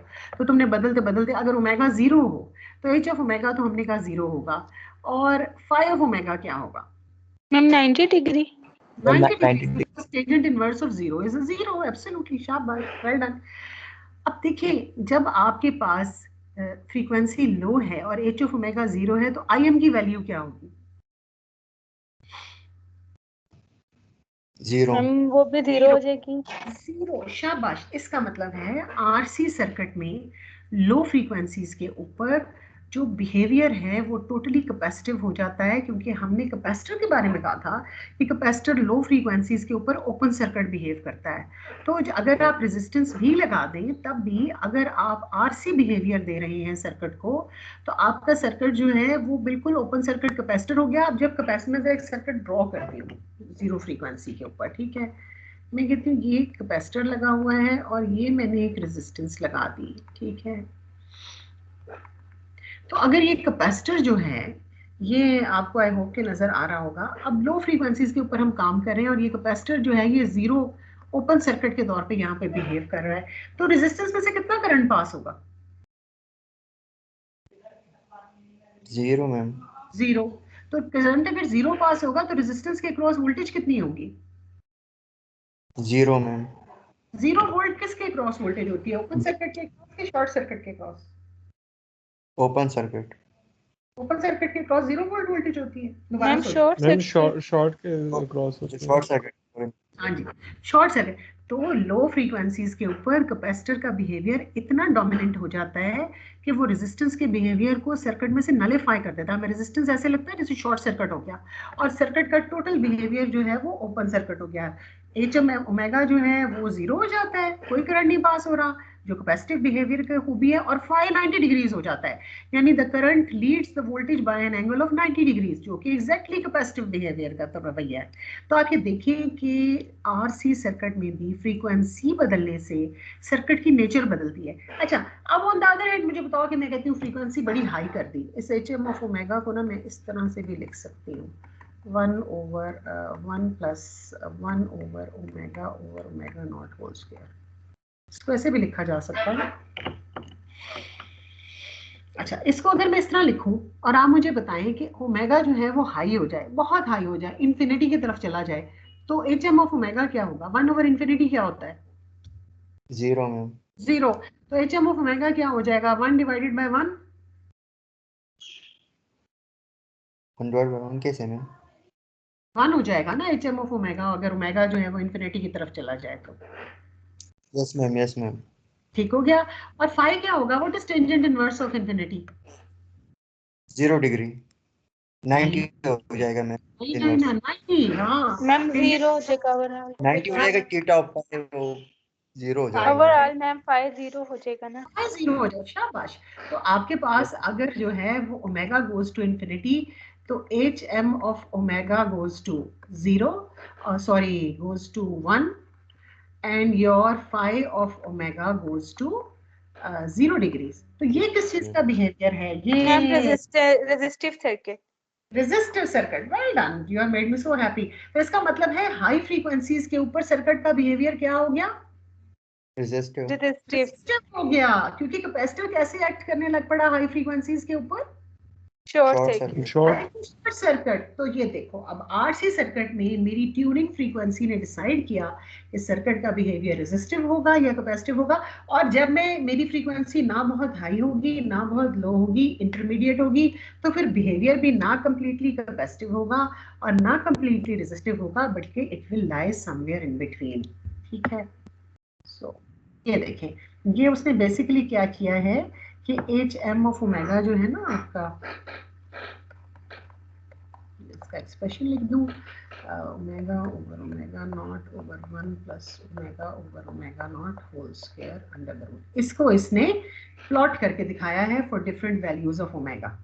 वो कहता है कि आपके पास ओमेगा की डिफरेंट वैल्यूज हैं, और बल्कि ओमेगा की डिफरेंट वैल्यूज के लिए उसने ओमेगा बाय ओमेगा नॉट की डिफरेंट वैल्यूज के लिए किया है। जब ओमेगा बाय ओमेगा नॉट 1 होगा, यानी आप ऑपरेट कर रहे हैं at omega is equal to omega naught, यानी जो आपके सर्किट में आपने आरसी की मदद से ओमेगा नॉट डिफाइन की थी, आपकी ऑपरेशनल फ्रीक्वेंसी भी वही हो जाएगी। तो उस वक्त एच एम ऑफ ओमेगा की वैल्यू क्या होगी? इसकी वैल्यू होगी 1/√2 which is equal to 0.707। ठीक है, आपके पास एच एम ऑफ ओमेगा की वैल्यू जो है वो 0.707 या 1/√2 होगी, जो कि इसने यहाँ पर आपको दिखाई है। और उस वक्त फेज क्या होगा आपके पास? 45 डिग्रीज आपके पास फेज जो है वो बिल्कुल एब्सोल्युटली 45 डिग्रीज आएगा। वो आएगा जी tangent inverse of 90 degrees, sorry phase will be equal to 90 degrees minus tangent inverse of 1। तो टेंजेंट इनवर्स ऑफ 1 क्या होगा 45 degree 45 degree 90 minus 45 will be 45 तो आपके पास फेज आ जाएगा 45। अच्छा अब इस बिहेवियर को फर्दर हम समझने की कोशिश करते हैं। आप मुझे बताएं कि क्या frequency omega by omega naught बढ़ने से एच एम ऑफ ओमेगा बढ़ रहा है या घट रहा है?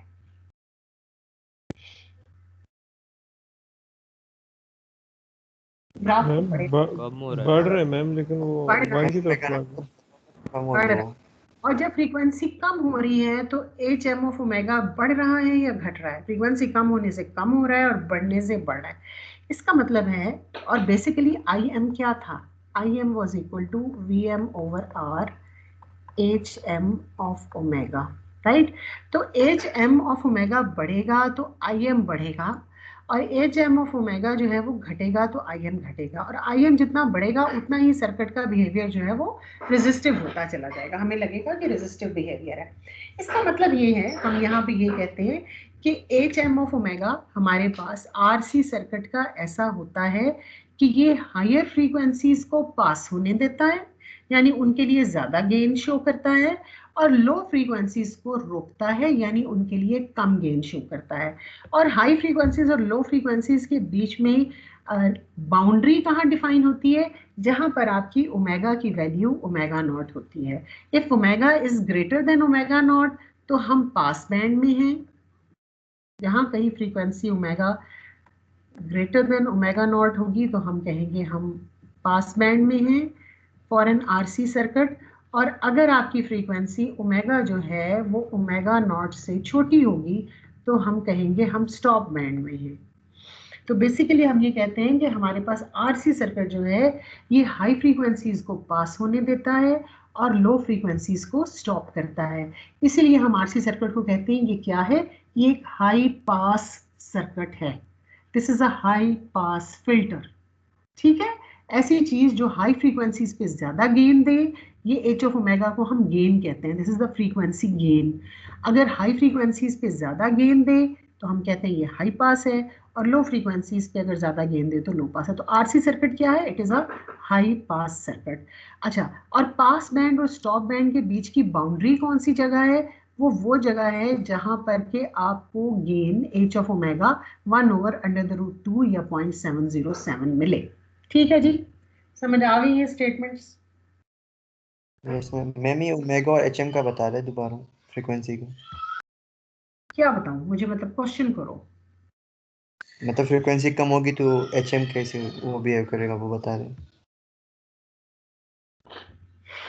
ये प्लॉट किया हुआ ना हमने सामने, H M is equal to omega over omega not over 1 plus omega over omega naught. इसने एच एम ऑफ ओमेगा को ओमेगा ओवर ओमेगा नॉट के अगेंस्ट प्लॉट किया हुआ है।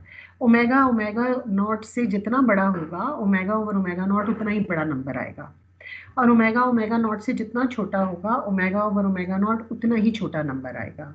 और जब ओमेगा ओमेगा नॉट के बराबर होगा तो ओमेगा ओवर ओमेगा नॉट 1 आएगा।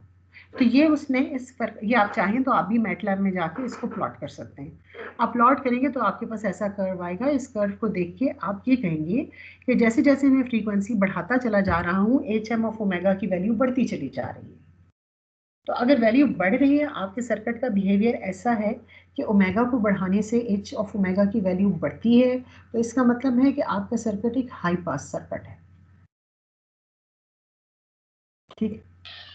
ठीक है मैम, थैंक यू। वेलकम।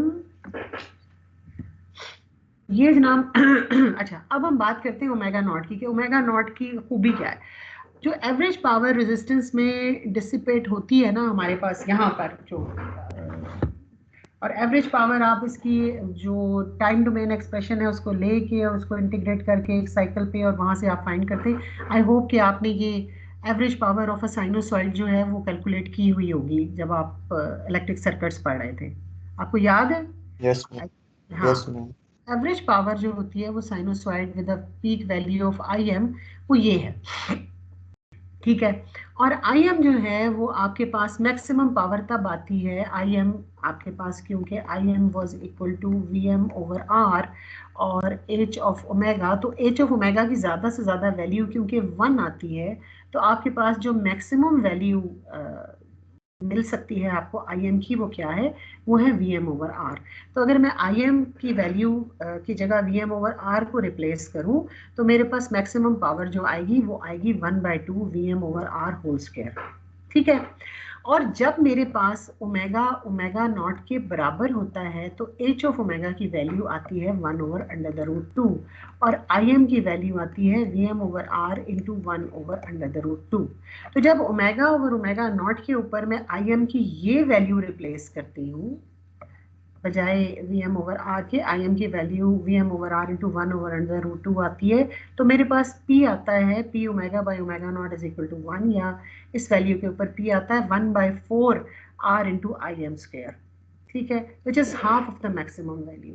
तो हम कहते हैं एक ये भी तरीका है omega is equal to omega naught को देखने का कि ओमेगा नॉट वो फ्रीक्वेंसी है जिसको कि अगर हम अपनी ऑपरेशनल फ्रीक्वेंसी बनाएं तो हमारी पावर जो सर्किट में डिसिपेटेड पावर होती है अंदर रेजिस्टेंस, वो अपनी मैक्सिमम वैल्यू से आधी रह जाती है।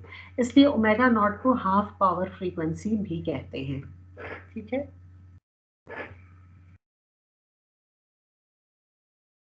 ये ऑब्जर्वेशंस मैं आपको बता चुकी हूँ कि हमारे पास जो है वो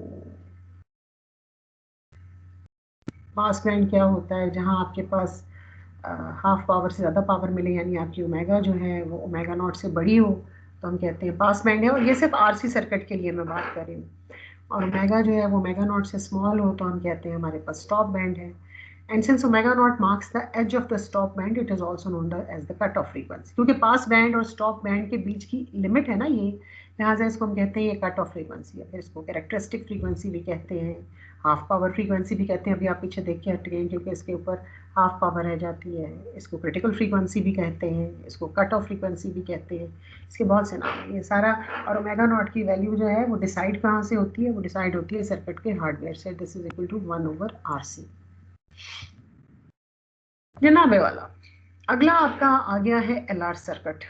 ठीक है, LR सर्किट में भी आप अगर L को जो है वो J ओमेगा से रिप्लेस करें और R जो है उसको R रहने दें तो आपके पास I आता है। जो I आएगा वो आएगा V/Z and that is equal to VM 0 degrees. और हमारे पास Z की वैल्यू जो है वो है R plus J omega L। तो इसको अगर मैं करने की कोशिश करूं, जो कि मेरे पास तरीका है,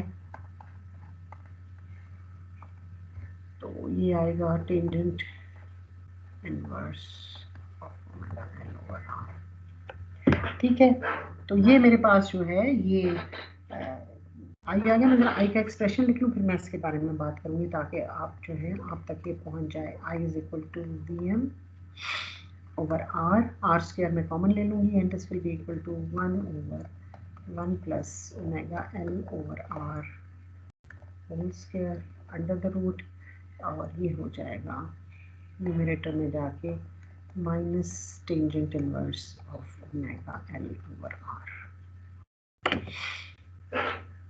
ठीक है सर, तो ये कैपेसिटिव बिहेवियर की तरह, जिस तरह हमने कैपेसिटर को एनालाइज किया था, इसी तरीके से हमने इसको भी एनालाइज कर लिया और हमारे पास जो है वो ये एक्सप्रेशन आ गया। ये एक्सप्रेशन आपको नजर आ रहा है?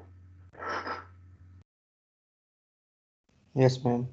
ठीक है, अब इस एक्सप्रेशन को दूसरी तरह आप देख लें। ये जो पोर्शन है आपके पास ये आएगा h ऑफ ओमेगा, और ये पोर्शन जो है फ्रीक्वेंसी डिपेंडेंट ये आएगा आपके पास phi ऑफ ओमेगा, और VM ओवर R जैसे हमने पहले एस्टेब्लिश किया वो कांस्टेंट है।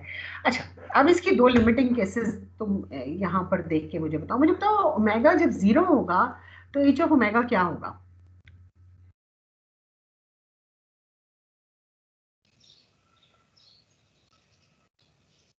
इन्फिनिटी मैम 1 होगा, क्योंकि जब ओमेगा 0 होगा तो h ऑफ ओमेगा होगा 1 divided by 1 plus 0 under the root and that is equal to 1। ठीक है, और phi ऑफ ओमेगा क्या होगा जब ओमेगा 0 होगा?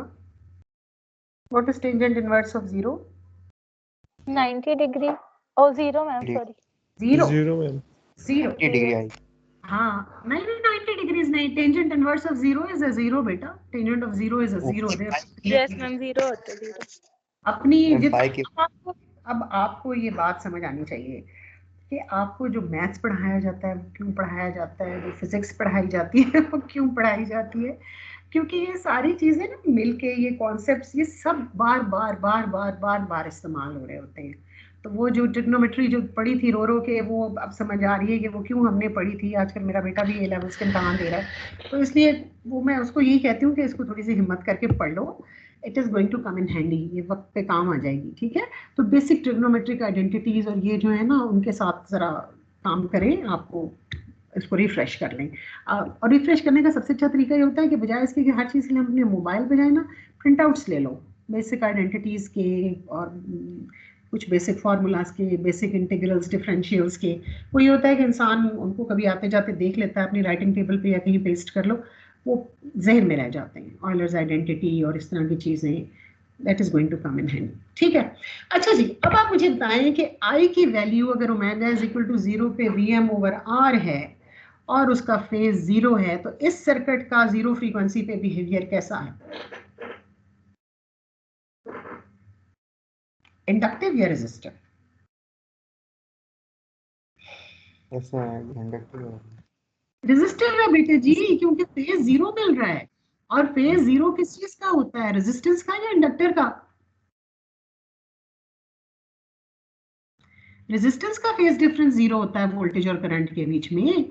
तो अगर मुझे फेज डिफरेंस वोल्टेज और करंट में 0 डिग्रीज मिल रहा है, तो इसका मतलब है लो फ्रीक्वेंसीज पे इस सर्किट का बिहेवियर कैसा है, resistive, as opposed to a capacitor जिसका जी जी क्या कह रहे हैं, सॉरी मैम पाई की वैल्यू 0 होगी या 90 डिग्री होगी इसमें? ओमेगा इज इक्वल टू 0 पे क्या होगी पाई की वैल्यू, कैलकुलेट करके बताओ। माइनस टेंजेंट इनवर्स ऑफ 0 क्या होगी? मैम से मत पूछो, ये जो सबने अपने हाथ में एक मोबाइल फोन पकड़ा हुआ उससे पूछो। 0 होगी मैम वो। 0 होगी बेटे जी। तो 0 किसका फेज होता है कि वोल्टेज का फेज भी 0 और करंट का फेज भी 0 आ जाए, तो वोल्टेज और करंट इन फेज है। What is the element, a resistor और एन इंडक्टर? मैम रेजिस्टर होगा ना मैम? एब्सोल्युटली। तो बिहेवियर जो है वो लो फ्रीक्वेंसीज पे रेजिस्टिव बिहेवियर होगा इस सर्किट का। और जब हम ओमेगा को इंफिनिटी कर दें तो आपका फेज कितना आएगा? What is minus of tangent inverse of infinity? Tangent inverse of infinity is pi by 2, 90 degrees. तो फेज कितना हो जाएगा? Minus 90 degrees. और मैग्नीट्यूड कितना हो जाएगा? 0। 0 बिल्कुल 0। ठीक है, तो इसका मतलब है हाई 0 फ्रीक्वेंसीज पे जाके फेज क्योंकि 90 डिग्रीज हो जाएगा, the current is lagging behind the voltage by a phase of 90 degrees, तो हाई फ्रीक्वेंसीज पे बिहेवियर टोटली इंडक्टिव हो गया। Yes ma'am.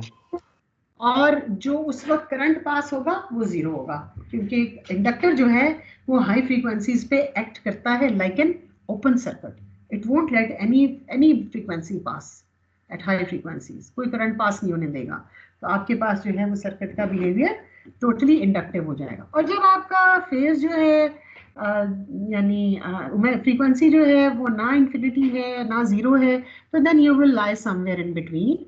आपका करंट जो है वो वोल्टेज के पीछे लैग करेगा, it won't be 90 degrees, it won't be 0, it will be somewhere in between. ये उसने टाइम डोमेन में बता दिया है। और ये बहुत अच्छी फेजर की डायग्राम है, वो कह रहा है ये वोल्टेज का फेजर है और ये साथ ही करंट का फेजर है, और वोल्टेज का करंट का फेजर वोल्टेज के फेजर से लैग करता है, not by 90 degrees but some angle between 0 and 90 degrees. ठीक है,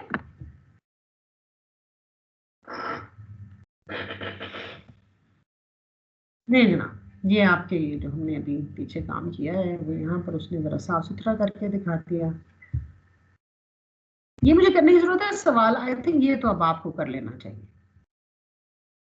अच्छा ठीक है, इसको भी हम करते हैं, क्योंकि इसमें ना उसने आपको Vm फाइंड करने को कहा है और ना उसने Im ना फाई, उसने कहा R और L की वैल्यू जरा फाइंड करो ना।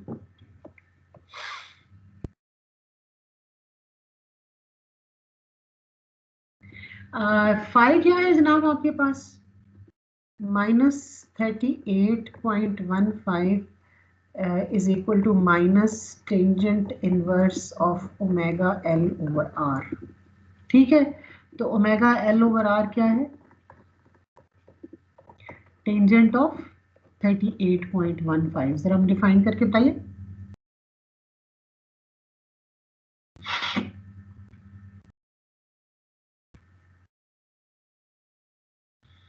मैम 88.498. Tangent of 38.5 is 88.4 498. 88.5 कर लें, चलो मैम. ठीक है, मेरा थोड़ा सा हमारा काम आसान हो जाए। तो अब आपके पास ओमेगा एल ओवर आर आ गया 88.5।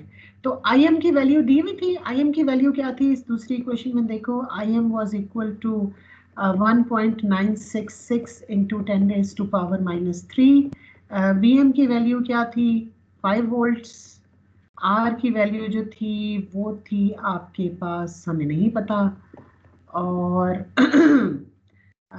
जो है वो आपके पास आता है 1/1 प्लस 88.5 अंडर द रूट। तो इस इक्वेशन से आर की वैल्यू फाइंड हो सकती है।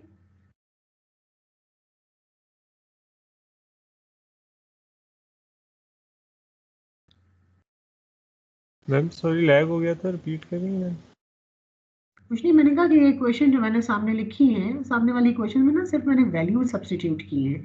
आई एम की वैल्यू 1.966 इंटू 10⁻³ लिखी है, वी एम की वैल्यू उसने दी हुई है 5 वोल्ट, वो लिख दी, आर मुझे पता नहीं है, और उसको मल्टीप्लाई किया 1/1 plus omega L over R से, तो ओमेगा एल ओवर आर मैं पिछली इक्वेशन की मदद से फाइंड कर चुकी हूँ, दैट इज इक्वल टू 88.5, वो मैंने उसकी वैल्यू रिप्लेस कर दी। तो क्या मैं रिप्लेस करके आर की वैल्यू फाइंड कर सकती हूँ? Yes ma'am. मुझे बताएं आर की वैल्यू क्या है,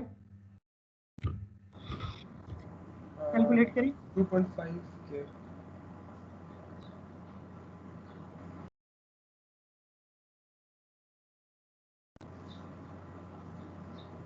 मैम 2.5 किलो ohms या 2 किलो ohms का आर 2.5 किलो ओम्स आ रही है। जी 2.5 या 2 पहले इसको, ये आंसर में 2 दिया हुआ, मेरा शायद भी कैलकुलेशन में मिस्टेक हुआ। 2.5 नहीं आनी चाहिए, आगे चेक करें। वो 38.15 कुछ और आता है। क्या आता है जल्दी जल्दी बताओ। एक मैं वो आ रहा है 0.7855 7855 जी 88 पॉइंट समथिंग नहीं आना चाहिए सुलन, क्योंकि टेंजेंट हम पे fraction. Thank you very much. Alright, हम अपनी गलती को हमने पकड़ लिया जी। टेंजेंट ऑफ 38.5 क्या आ रहा है, दोबारा बताइए। 0.785 7855 0.79 आता है, ठीक है। तो 88.5 को हम 0.79 के साथ रिप्लेस करते हैं, फिर देखते हैं क्या होता है।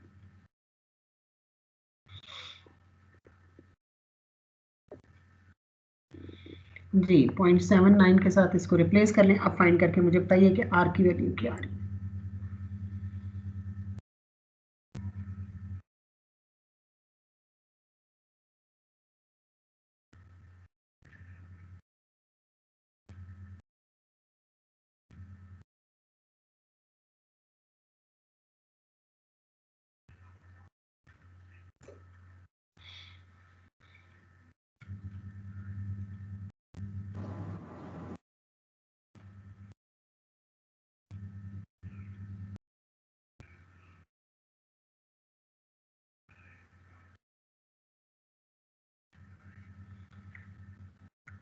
जी आर की वैल्यू क्या आ रही है बेटा, जल्दी से कैलकुलेट करके बताओ ना। 1.9 kilo ohms 1.9 vote, kilo ohms 1.9 के साथ आगे भी कुछ है 1.9 आगे 1.1900.9 आ रहा है, तो इसको आप नहीं मैम ये राउंड ऑफ होकर 2 हो जाएगा। 1.900 आगे जीरोस है तो ठीक 2 है, हो जाएगा। ठीक है जी। तो आपके पास ये आर जो है वो 2 किलो ओम्स आ गया।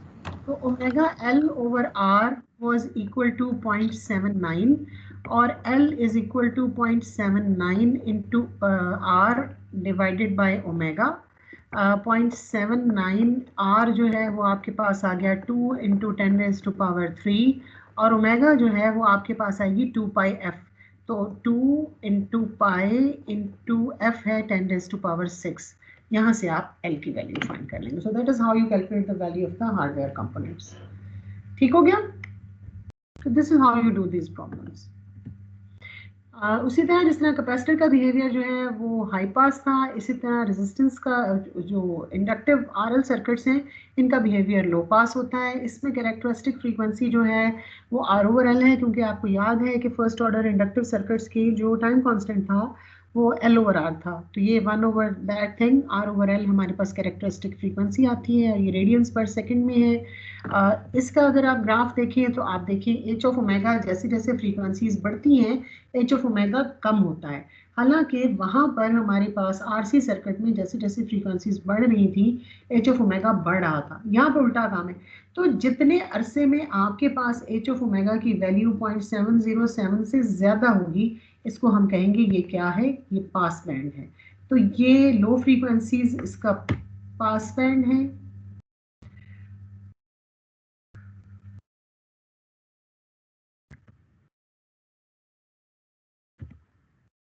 और हाई फ्रीक्वेंसीज जो है वो हमारे पास इसका स्टॉप बैंड है। तो पास बैंड और स्टॉप बैंड की सीधी सी डेफिनेशन ये है कि आपके पास अगर एच ऑफ ओमेगा की वैल्यू 0.707 से ज़्यादा हो तो आप पास बैंड में हैं, और अगर एच ऑफ ओमेगा की वैल्यू 0.707 से कम हो तो आप स्टॉप बैंड में हैं। और पास बैंड और स्टॉप बैंड के बीच में कहाँ लाइन ड्रॉ होती है? वहाँ जहाँ एच ऑफ ओमेगा की वैल्यू 0.707 हो जाए उसको हम कहते हैं, ये वो फ्रीक्वेंसी है which is known as the cut off frequency और द क्रिटिकल फ्रीक्वेंसी। इस फ्रीक्वेंसी पे एच ऑफ ओमेगा की वैल्यू 0.707 होती है, और फेज जो है वो आपके पास ना -90 है ना 0 है, बल्कि हाफ वे थ्रू है। फेज कितना है? -45 डिग्रीज। ठीक है जी। तो ये एग्जैक्टली वही आपके पास जो मैं आपको कह रही थी कि जब omega by omega naught is much smaller than 1 तो आपके सर्किट का बिहेवियर जो है वो रेजिस्टिव है। एच एम की वैल्यू उस वक्त 1 है और फाई की वैल्यू 0 डिग्रीज है।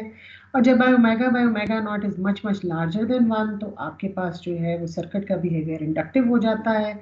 उस वक्त आपके पास जो है वो वी आर तकरीबन आपको 0 मिलती है, क्योंकि आई एम 0 है, और सर्किट में आपके पास एच एम 0 हो जाता है और फाई -90 डिग्रीज हो जाता है। और क्रिटिकल फ्रीक्वेंसी पे आपके पास फाई -45 डिग्रीज होता है, एच एम 0.707 होता है, और आई एम जो है वो आपके पास V M over R over √2 होता है, जिसको हम हाफ पावर फ्रीक्वेंसी भी कहते हैं। जब आप इसको देखेंगे आई एम के ऊपर पावर डिसिपेटेड मालूम करके तो वो आपकी मैक्सिमम पावर से हाफ रह जाएगी। ये जो हम लिमिटिंग बिहेवियर दिखा रहे थे, ये लो फ्रीक्वेंसीज पे बिहेवियर टोटली रेजिस्टिव है इंडक्टर सर्किट का, और हाई फ्रीक्वेंसीज के ऊपर बिहेवियर जो है वो टोटली इंडक्टिव है।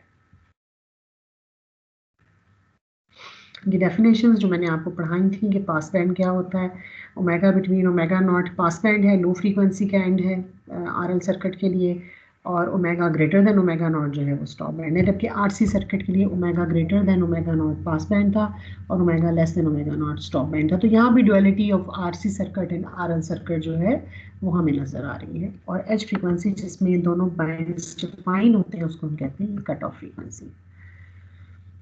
उसके बाद जनाब प्रैक्टिस आ गई। अच्छा, ये इंशाल्लाह हम अगली क्लास में। मैं प्लीज बस करें। बस कर तू जो हुक्म बस कर। Yes, ठीक हो thank you, गया? ma'am. यस मैम प्लीज, ये डाइजेस्ट नहीं हो पाएगा प्लीज।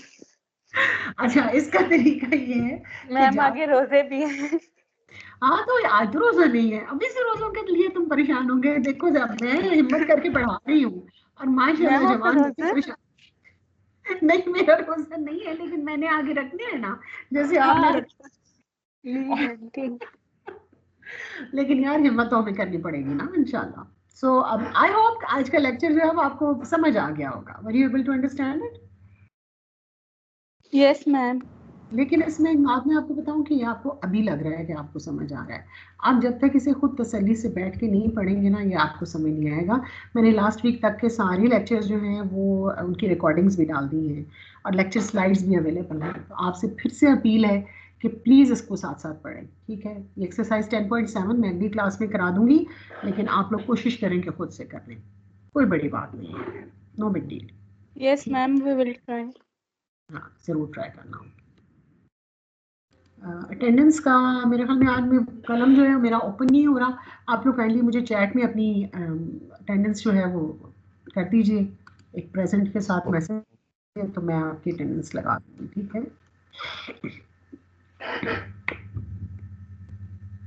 Excuse me ma'am. हुक्म जनाब।